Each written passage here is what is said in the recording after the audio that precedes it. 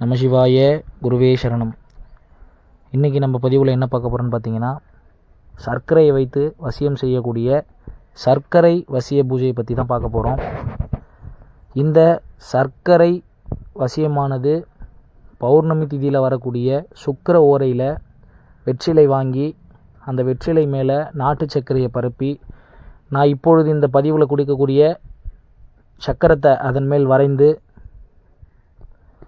அதன் கீழ் யாருக்கு வசியமாகுமோ அவங்களுடைய பேரை எழுதி வசி அப்படின்னு சொல்லி எழுதிட்டு,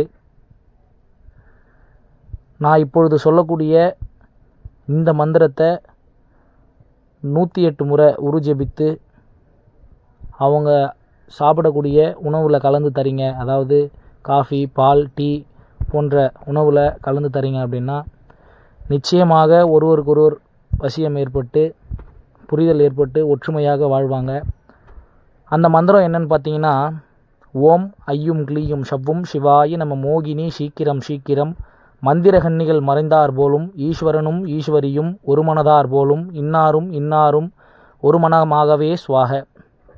இந்த மந்திரத்தில் இன்னாரும் அப்படின்ற இடத்துல நீங்கள் யாருக்கு யார் வசியமாகணும்னு சொல்லிட்டு அந்த சக்கரத்தில் எழுதியிருக்கீங்களோ அவங்கள மனதில் நினச்சி இன்னாரும் ஒரு மனதாகவே சுவாக அப்படின்னு சொல்லிட்டு நீங்கள் சொல்லிட்டு வரீங்க. ஒரு 11 நாள் சொல்லிட்டு வந்து அவங்களுக்கு சாப்பிட்ற உணவில் கலந்து தரீங்க அப்படின்னா நிச்சயமாக வசியம் ஏற்பட்டு ஒற்றுமையாக வாழ்வாங்க.